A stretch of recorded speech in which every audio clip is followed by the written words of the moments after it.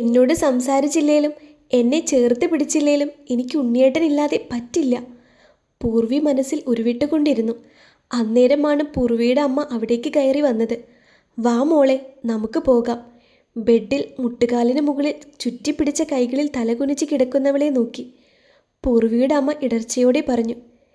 ഇന്നേക്ക് ആ സംഭവം കഴിഞ്ഞിട്ട് 3 ആഴ്ച പിന്നിട്ടു. പാറുവിനും ഉണ്ണിക്കും വേണ്ടി ഒരുപാട് തിരച്ചിൽ നടത്തിയെങ്കിലും നിരാശയായിരുന്നു ഫലം. ഇവിടെ ഇതിനു മുൻപും 3-4 പേര് വീണിട്ടും ബോഡി പോലും കിട്ടിയില്ലെന്ന് അവിടെയുള്ള നാട്ടുകാരിൽ നിന്ന് അറിഞ്ഞതിനാൽ 3-4 ദിവസം നീണ്ട തിരച്ചിൽ നിർത്തുകയായിരുന്നു. അതോടെ പാറുവും ഉണ്ണിയും ഇനിയില്ല എന്നത് വേദനയോടെയാണെങ്കിലും എല്ലാവരും അത് ഉൾക്കൊള്ളാൻ തുടങ്ങിയിരുന്നു. ഇതറിഞ്ഞപ്പോൾ തന്നെ യശോദ തളർന്നു വീണിരുന്നു. ശിവനാണെങ്കിൽ ഒന്ന് പൊട്ടിക്കരയാൻ പോലും ആവാതെ മായി തേങ്ങി. താനും കൂടി തളർന്നാൽ ശിവൻ അറിയാമായിരുന്നു അത് കൂടുതൽ വഷളാവുകയേ ഉള്ളൂ എന്ന്. കണ്ണൻ്റെ അവസ്ഥയാണെങ്കിൽ ഇടയ്ക്കിടെ റൂമിൽ കയറി അലറി കരയുന്നത് കേൾക്കാം. പിന്നെ പിന്നെ അത് കുറഞ്ഞു വന്നു. അവനും അംഗീകരിച്ചു തുടങ്ങിയിരുന്നു തൻ്റെ പാതിയും തൻ്റെ കൂടപ്പിറപ്പും ഇനിയില്ലെന്ന കാര്യം. ആ സംഭവത്തിന് ശേഷം പൂർവി ഒന്ന് കരയുക പോലും ചെയ്യാതെ ഒരേ ഇരുത്തമായിരുന്നു. ഉണ്ണിയുടെ ഫോട്ടോയും കയ്യിൽ പിടിച്ച്. ഇന്ന് പൂർവിയെ അവളുടെ വീട്ടിലേക്ക് കൊണ്ടുപോകാൻ വന്നതാണ് അവളുടെ അച്ഛനും അമ്മയും. ശ്രീജ അങ്ങനെ പറഞ്ഞിട്ട് പൂർവിയിൽ നിന്ന് ഒരു മറുപടിയും കിട്ടിയില്ല. മോളെ, നീ അമ്മ പറയുന്നത് കേൾക്കുന്നില്ലേ? ഇനി നീ മാത്രമേ ഉള്ളൂ ഞങ്ങൾക്ക്. ആ നീയും കൂടി ഇങ്ങനെയായാൽ. അത് പറഞ്ഞതും അവരൊന്ന് തേങ്ങിപ്പോയിരുന്നു. എന്നാലും ഉള്ളിലെ സങ്കടം അടക്കിക്കൊണ്ട് എൻ്റെ മോള് വാ, നമുക്ക് നമ്മുടെ വീട്ടിലേക്ക് പോകാം. ഇനി ഇവിടെ നിൽക്കാൻ പാടില്ല. അവളുടെ ചുമലിൽ കൈവച്ച് കുലുക്കിക്കൊണ്ടായിരുന്നു അവരത് പറഞ്ഞത്. അവരുടെ ഉള്ളിലും ഭയമെന്ന് മൂടിയിരുന്നു. ഇങ്ങനെ പോയാൽ തൻ്റെ ഈ മോളെയും നഷ്ടപ്പെടുമോ എന്ന ഭയം. പെട്ടെന്ന് തന്നെ പൂർവി അവരുടെ കൈകൾ കുടഞ്ഞെറിഞ്ഞു. ഇനി ഞാൻ എങ്ങോട്ട് വരണമെന്നാണ് അമ്മ പറയുന്നത്? പറയമ്മേ. അവൾ ബെഡിൽ നിന്നും എഴുന്നേറ്റ് നിന്നുകൊണ്ട് ശ്രീജയുടെ ചുമലിൽ പിടിച്ചു കുലുക്കിക്കൊണ്ട് അവൾ ചോദിച്ചു. ആറിപ്പറന്ന മുടിയും കരുവാളിച്ച മുഖവുമായി ഒരു ഭ്രാന്തിയെപ്പോലെ നിൽക്കുന്ന തൻ്റെ മകളെ കണ്ട് ആ അമ്മ സാരിത്തലപ്പ് വായിൽ തിരികെ കണ്ണീരൊഴുക്കി. ഇതല്ലേ എൻ്റെ വീട്? ഇവിടെയല്ലേ എൻ്റെ ഉണ്ണിയേട്ടനുള്ളത്, എൻ്റെ പാറുള്ളത്? ഇവിടെ നിന്നല്ലേ അവർ സന്തോഷത്തോടെ ഇറങ്ങിയത്? അപ്പോൾ അവർ ഉള്ളിടത്തല്ലേ ഞാൻ ഉണ്ടാവേണ്ടത്? ആ റൂം മൊത്തം കൈയോടിച്ചു കൊണ്ടായിരുന്നു അവളുടെ പറച്ചിൽ. ഞാൻ ഇവിടെ നിന്ന് പോയാൽ എൻ്റെ ഉണ്ണിയേട്ടൻ തനിച്ചാവില്ലേ? എൻ്റെ പാറു സങ്കടപ്പെടില്ലേ? എന്നും കൂടെ ഉണ്ടാകുമെന്ന് കരുതിയിട്ടല്ലേ എൻ്റെ കഴുത്തിൽ താലി കെട്ടിയത്, ഉണ്ണിയേട്ടൻ്റെ പാതിയാക്കിയത്? അങ്ങനെയുള്ളപ്പോൾ ഞാൻ എങ്ങനെയാ അമ്മയുടെ കൂടെ വരുന്നത്? ഇവിടെ എൻ്റെ ഉണ്ണിയേട്ടനുണ്ട്, പാറുണ്ട്. നിങ്ങൾക്കൊക്കെ അവർ മരിച്ചിട്ടുണ്ടാകും. എനിക്കെൻ്റെ ഉണ്ണിയേട്ടനും പാറുവും കൂടെ തന്നെയുണ്ട്. ഒന്ന് കണ്ണടച്ചാൽ കാണാം, തൊടാം, സംസാരിക്കാം. ഞാൻ എൻ്റെ ഉണ്ണിയേട്ടൻ്റെ കൂടെ ജീവിച്ചോട്ടെ, സമാധാനത്തോടെ, സന്തോഷത്തോടെ. എന്നെ ഇവിടെ നിന്ന് കൊണ്ടുപോവാമെന്ന് അമ്മ കരുതണ്ട. ഞാൻ വരില്ല. ഇവിടെയാണ് എൻ്റെ ജീവനുള്ളത്. ഇവിടെ നിന്ന് വന്നാൽ കരയിൽ പിടിച്ചിട്ട മീനിനെ പോലെ പിടയ്ക്കും ഞാൻ. എൻ്റെ ജീവൻ പോകുന്നവരെ ഞാൻ ഇവിടെ ആയിരിക്കും. എന്നെ ഇവിടെ നിന്ന് കൊണ്ടുപോകാൻ ആരും ശ്രമിക്കണ്ട. അത് പറയുമ്പോൾ അവളുടെ മിഴികൾ കലങ്ങി തുടങ്ങിയിരുന്നു. ഇതൊക്കെ വാതിലിനപ്പുറം നിന്ന് കേട്ടുകൊണ്ടിരുന്ന യശോദയുടെയും ശിവൻ്റെയും മിഴികൾ ഇടതടവില്ലാതെ ഒഴുകി. അവർക്ക് പോലും അവളുടെ വേദന കണ്ട് നിൽക്കാൻ പറ്റുന്നുണ്ടായിരുന്നില്ല. ഞാൻ വരില്ല ഇവിടം വിട്ട്. ഞാൻ വന്നാൽ എൻ്റെ ഉണ്ണിയേട്ടൻ ഒറ്റയ്ക്കായി പോകും. ഒറ്റയ്ക്ക് ഉപേക്ഷിച്ചിട്ട് പോകാനല്ല ഞാൻ ഈ വീട്ടിലേക്ക് പടികടന്ന് വന്നത്. ഉണ്ണിയേട്ടനെ ഓർത്ത് ഞാൻ ഇവിടെ കഴിഞ്ഞോളാം ഇനിയുള്ള കാലം. അതിന് നിങ്ങൾ അനുവദിക്കണം. ഇനിയും എനിക്ക് വേദന തരരുത്. അതും പറഞ്ഞവൾ നിലത്ത് മുട്ടുകുത്തിയിരുന്ന് മുഖം പൊത്തി ആർത്ത് കരഞ്ഞു. അപ്പോഴേക്കും യശോദ പാഞ്ഞു വന്ന് അവളെ പൂണ്ടടക്കം കെട്ടിപ്പിടിച്ച് പൊട്ടിക്കരഞ്ഞിരുന്നു. വേണ്ട, എൻ്റെ മോൾ എവിടെയും പോവണ്ട. എൻ്റെ മോൻ്റെ ഭാഗ്യമാ എൻ്റെ മോള്. പക്ഷേ ആ ഭാഗ്യം അനുഭവിക്കാൻ അവന് ദൈവം അധികം ആയുസ് കൊടുത്തില്ലല്ലോ. അതും പറഞ്ഞ് യശോദ പൊട്ടിക്കരഞ്ഞു. അപ്പോഴേക്കും ശിവനത് കാണാൻ പറ്റാതെ അകത്തേക്ക് കയറി വന്നിരുന്നു. ശിവനെ കണ്ടപാടെ പൂർവി യശോദയിൽ നിന്നകന്ന് ശിവൻ്റെ കാലിൽ വീണ് കണ്ണീരൊഴുക്കിക്കൊണ്ട് പറഞ്ഞു. ഞാൻ ഈ വീടിൻ്റെ ഒരു മൂലയിൽ കഴിഞ്ഞോളാം അച്ഛാ. ഒരു ശല്യവും ആർക്കും ചെയ്യില്ല. എൻ്റെ ഉണ്ണിയേട്ടൻ്റെ അടുത്ത് നിന്നും എന്നെ എങ്ങും പറഞ്ഞു വിടല്ലേ. ഇവിടെ അവിടെ എല്ലായിടത്തും എൻ്റെ ഉണ്ണിയേട്ടുണ്ട്. അച്ഛനും അമ്മയ്ക്കും ഞാൻ ഒരിക്കലും ഒരു ഭാരമാവില്ല. എന്നെ ഇവിടെ നിന്നും പറഞ്ഞയക്കല്ലേ. അത് പറഞ്ഞ തീരലും കണ്ണിൽ ഇരുട്ട് കയറി പൂർവി ശിവൻ്റെ കാൽച്ചുവട്ടിൽ കുഴഞ്ഞു വീണിരുന്നു. അയ്യേ, എൻ്റെ പൂർവി എന്താ ഇങ്ങനെ? ദേ നോക്കിയേ, നീ ഇങ്ങനെ കിടക്കുന്നത് കണ്ട് നമ്മുടെ 2 അച്ഛന്മാരും അമ്മമാരും കരയുന്നത് നോക്കിയേ. അന്നേരം പൂർവി അറിയുന്നുണ്ടായിരുന്നു തൻ്റെ അരികിൽ നിന്നുള്ള തേങ്ങൽ. പാറു, ഞാനും വന്നോട്ടെ നിൻ്റെ കൂടെ? നീ എന്തേ തനിച്ചാക്കി പോയത്? ഞാനും വരികയാ. പാടില്ല, നീയും കൂടെ വന്നാൽ നമ്മുടെ അച്ഛനും അമ്മയ്ക്കും ആരാ ഉള്ളേ? പിന്നെ ഞാൻ പോയെന്ന് കരുതിയാണോ? അങ്ങനെ ഞാൻ നിന്നെ വിട്ടുപോകുമോ? എപ്പോഴും നിന്റെ കൂടെ തന്നെ കാണും. ചെറു കാറ്റായി, ചന്ദനത്തിന് ഗന്ധമായി. അപ്പോഴേക്കും അവളുടെ മുഖത്ത് ശക്തമായി വെള്ളം വീണിരുന്നു. പാറു! പൂർവി ഞെട്ടലോടെ എഴുന്നേറ്റു. മോളെ! ശ്രീജ വേഗം അവളുടെ അടുത്ത് ചെന്ന് അവളുടെ കൈകളിൽ പിടിച്ചു. പൂർവി മിഴികളാൽ ചുറ്റും തിരിഞ്ഞ് താൻ കണ്ടത് വെറും സ്വപ്നമാണെന്നോർക്കെ അവൾ പൊട്ടിക്കരഞ്ഞു പോയിരുന്നു. അത് കാണേ ശ്രീജ അവളെ മാറിലേക്ക് അടക്കി പിടിച്ചിരുന്നു. കരയുന്നുണ്ടെങ്കിലും യശോദയും അവളുടെ തൊട്ടരികിൽ ഇരുന്നു കൊണ്ട് അവളുടെ തലയിൽ തഴുകിക്കൊണ്ടിരുന്നു. അവളുടെ ഉള്ളിലെ വിങ്ങൽ ഇനിയെങ്കിലും കരഞ്ഞു തീർക്കട്ടെ എന്ന് അവരും കരുതി. അച്ഛനമ്മമാർ കണ്ണുകൾ തുടച്ചുകൊണ്ട് പുറത്തേക്ക് പോയി. ഇരുവരും റൂമിന് വെളിയിൽ എത്തിയപ്പോൾ കണ്ടു ചുമരിൽ ചാരി നിന്ന് മേൽപോട്ട് നോക്കി കണ്ണീർ വാർക്കുന്നവനെ. മോനെ കണ്ണാ! ശിവൻ വേദനയോടെ വിളിച്ചു.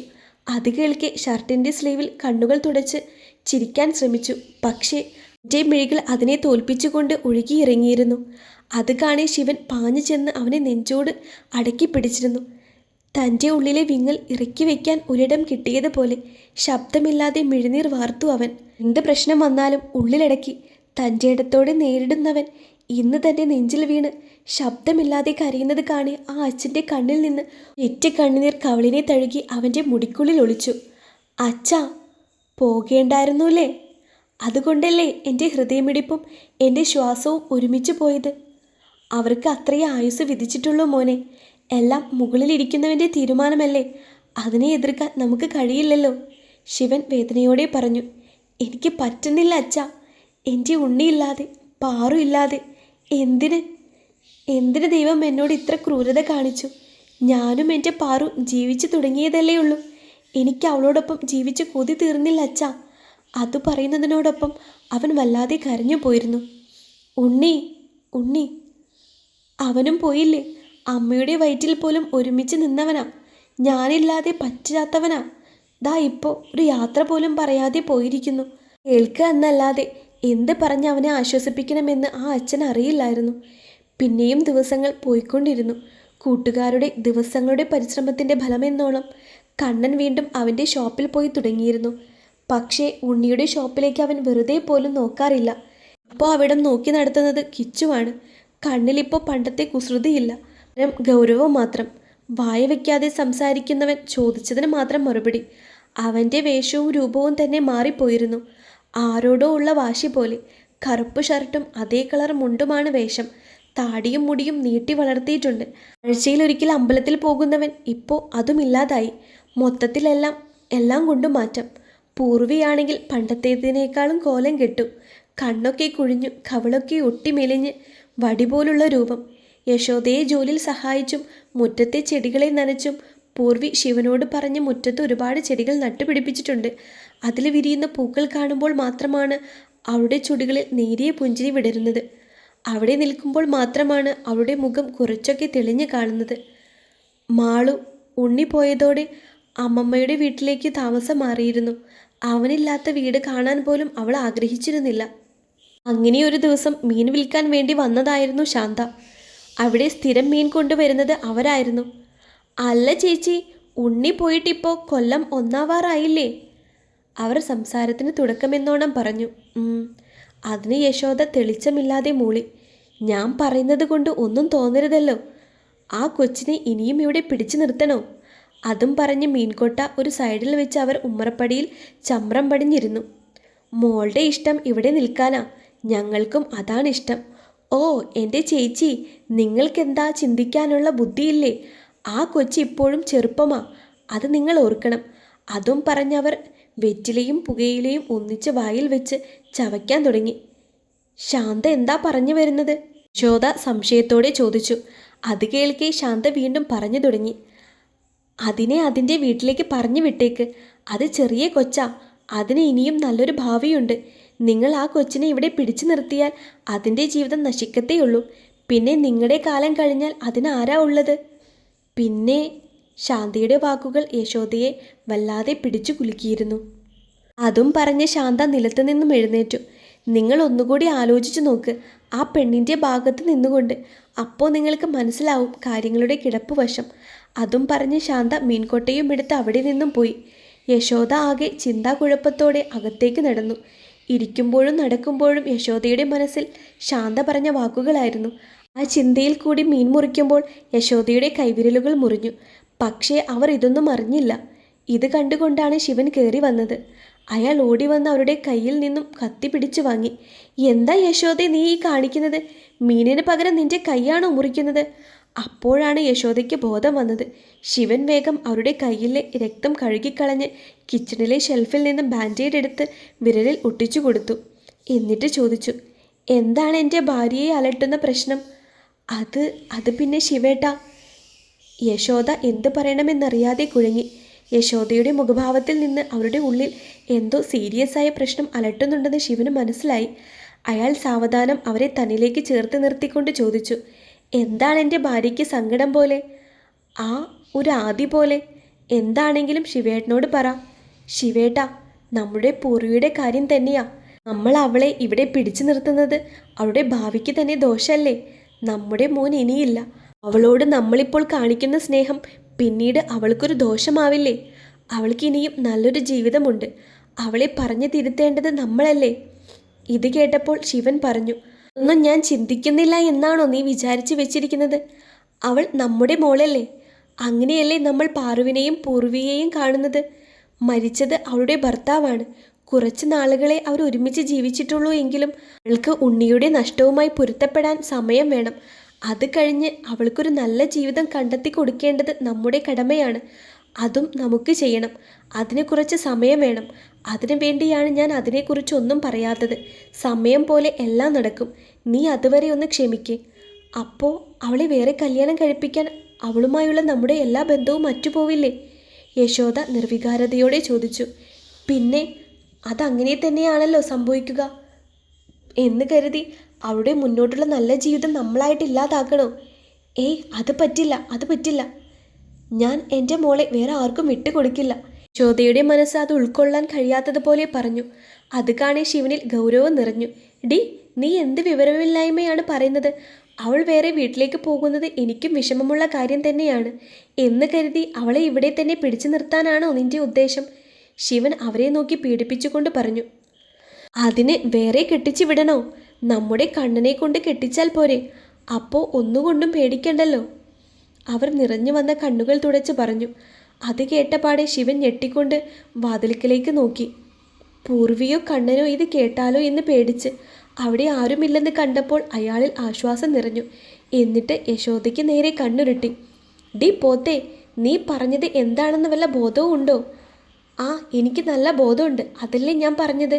യശോദ ചുണ്ടുകൂട്ടിക്കൊണ്ട് പറഞ്ഞു. ഡേ, അത് നമ്മുടെ മോൻ അവളെ ഒരു സഹോദരിയെ പോലെയാണ് കാണുന്നത്. അങ്ങനെയുള്ളവൻ അവളെ കല്യാണം കഴിക്കുമോ? ഇല്ല, ഒരിക്കലുമില്ല. ശിവൻ ഉറപ്പുപോലെ പറഞ്ഞു. ഓ, അങ്ങനെയാണോ? എന്നാൽ എല്ലാ ഇന്ത്യക്കാരും എൻ്റെ സഹോദരി സഹോദരന്മാരാണ് എന്നല്ലേ പറയുന്നത്? അപ്പോൾ സഹോദരനായ നിങ്ങൾ സഹോദരിയായി എന്നെ കെട്ടിയില്ലേ? അത് കേട്ട് ശിവൻ തലയിൽ കൈവച്ചു പോയി. എൻ്റെ പൊന്നു ഭാര്യയെ, നീ ഇങ്ങനെ പൊട്ടത്തരം വിളിച്ച് പറയല്ലേ. ഞാൻ പറഞ്ഞു വരുന്നത് അതല്ല. നിന്റെ മോൻ ഇതിന് സമ്മതിക്കില്ല. എന്തിന്? പൂർവി മോളും ഇതിന് തീരെ സമ്മതിക്കില്ല. അതൊക്കെ സമ്മതിക്കും. കുന്നുമ്മൽ വീട്ടിൽ യശോദ സമ്മതിപ്പിക്കും. അവർ ശബദം പോലെ പറഞ്ഞു. നിന്റെ ഉദ്ദേശം എന്താ? ശിവൻ ദയനീയമായി ചോദിച്ചു. അവർ തമ്മിൽ അടുക്കണം. അല്ലേ അടുപ്പിക്കണം, അവരറിയാതെ. യശോദ കണ്ണൊക്കെ ചുരുക്കി വിരലൊക്കെ ചുരുട്ടിക്കൊണ്ടായിരുന്നു അത് പറഞ്ഞത്. ശിവൻ തൻ്റെ ഭാര്യയുടെ പുതിയ ഭാവങ്ങൾ കണ്ട് കണ്ണും തള്ളി നിൽപ്പാണ്. അതെങ്ങനെ? ശിവൻ അറിയാതെ ചോദിച്ചു പോയി. അതിന് നല്ലൊരു പ്ലാൻ തയ്യാറാക്കണം. അതിന് നിങ്ങൾ എൻ്റെ കൂടെ നിൽക്കണം. നിൽക്കില്ലേ ശിവേട്ടാ?